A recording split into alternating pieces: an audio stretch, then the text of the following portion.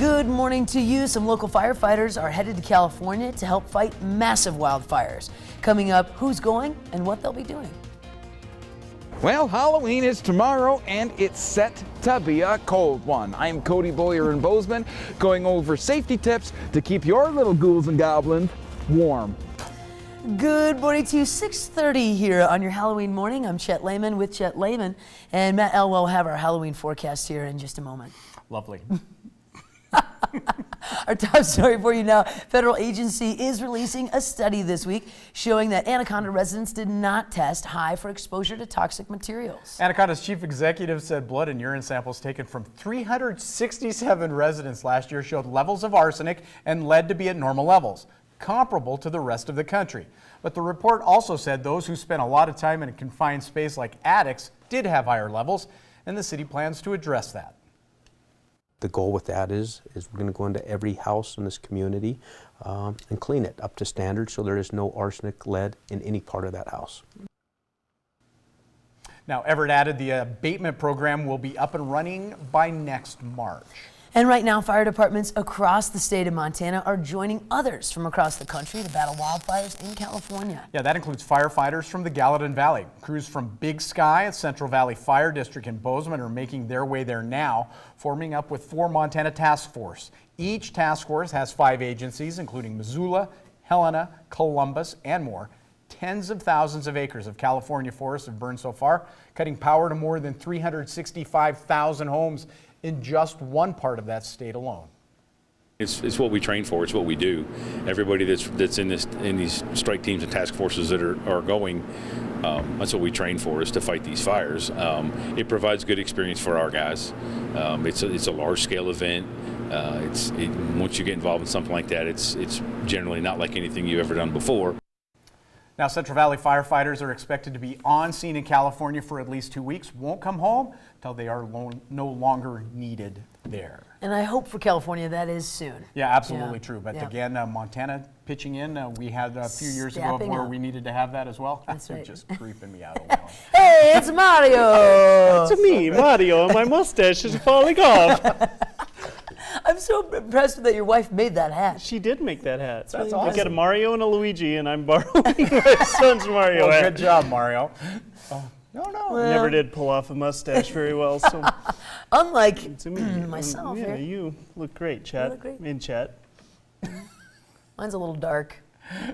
Mine used to be. That's me from 15 years ago, right Yeah, there. I should have the Chet mullet. That's People, that was a trick right there. Good morning, everybody. Temperatures are chilly this morning. You put on those coats and hats as you're heading out. Temperatures into your Mario hat, hopefully. Temperatures into the single digits for a few. 4 below in West Yellowstone. The clouds are trying to roll back through the area. Temperatures only into the mid-30s for the afternoon. There is an isolated chance of a few snowflakes for your Halloween evening. But don't get down about it. Okay. You can power up.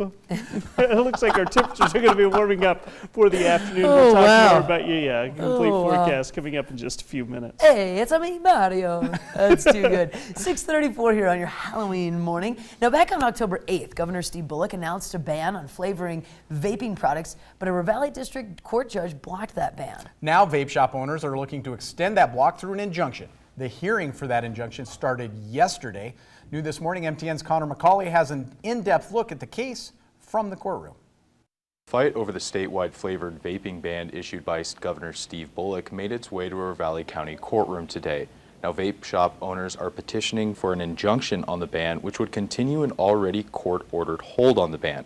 The state argues that this is only a response to a statewide emergency, and any hold on the governor's ban would do harm to the public, especially Montana's underage vape users. We know that these rules are designed to protect the most vulnerable until federal authorities who are racing to find a cause of the injuries can know more.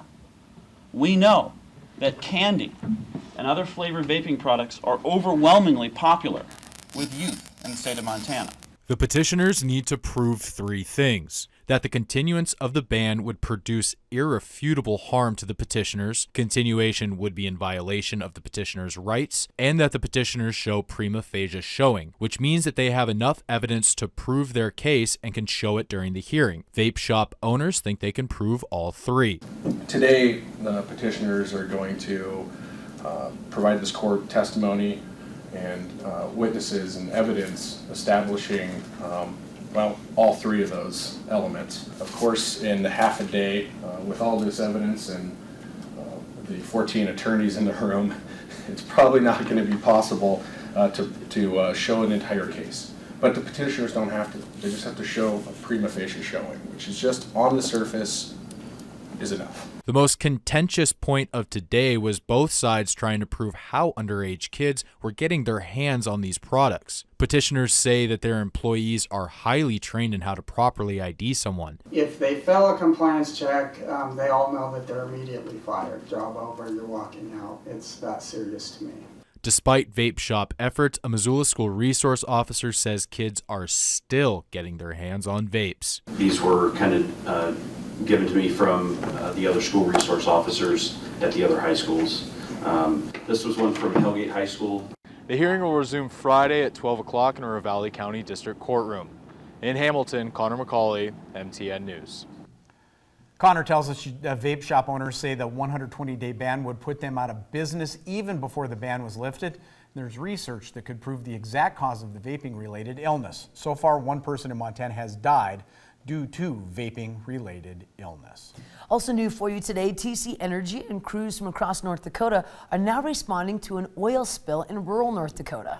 Oil spill took place in Walsh County near Edinburgh, North Dakota. Crews were first alerted to that spill early yesterday morning. The pipeline that leaked is part of the Keystone Pipeline that was built back in 2010. It starts up in Alberta and runs through the Dakotas, Nebraska, across Kansas, Missouri, and into Illinois. Also, 2 men have filed suit against Montana Council of the Boy Scouts of America for sexual abuse they claim happened decades ago. Now, one of those cases goes back to the early 70s in Hamilton and the other to the early 80s in Great Falls. The men say they were abused by their scout leaders, and the suits claim that the Boy Scouts and Montana Council was negligent and committed fraud by failing to supervise those scout leaders. Also new this morning, a Helena police officer has lost his job and now faces a charge of felony theft. Tyler Wood allegedly made more than $6,800 worth of unauthorized purchases using the Police Protective Association's bank accounts. Court documents say board members found spending at a grocery store, Northwest Energy, and Amazon. The Montana Department of Justice has opened a criminal investigation.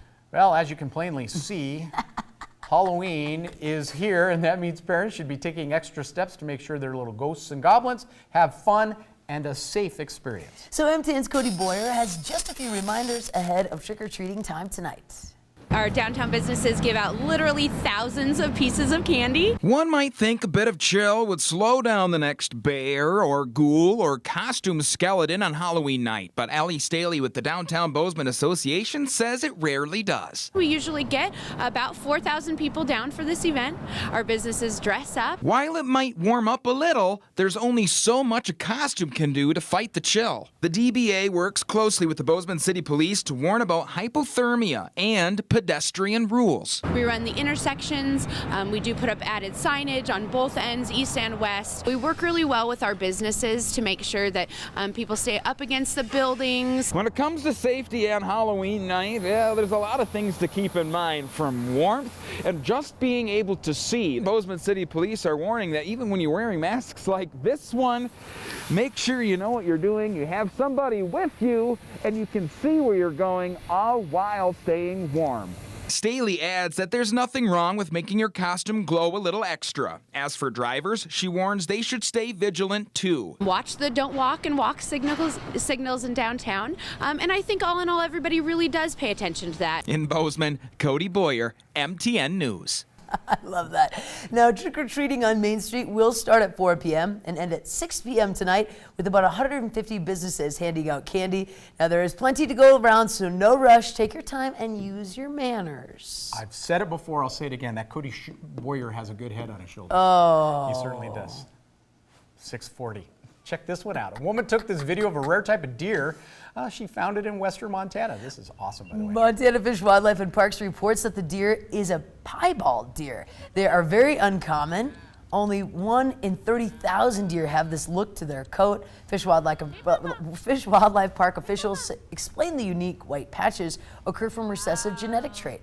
They want to emphasize that the deer is not albino. Regular hunting restrictions apply to the area with this rare piebald deer. That's very cool. Nice job Very capturing the cool, videos. You don't yeah. usually see them that close either. That's cool. That is really neat. That's awesome. Beautiful. Happy Halloween. Happy Halloween to Dressed you, up. Chet Lehman. Dressed up as a leopard. From your own Chet Lehman. Chet Thank Lehman you. Jr. Thank you, Chet. From Chet from a few years ago, Chet. Now, it is time for a quick break here on your Halloween morning. Let's take a look ahead on Montana this morning as well as CBS this morning as well.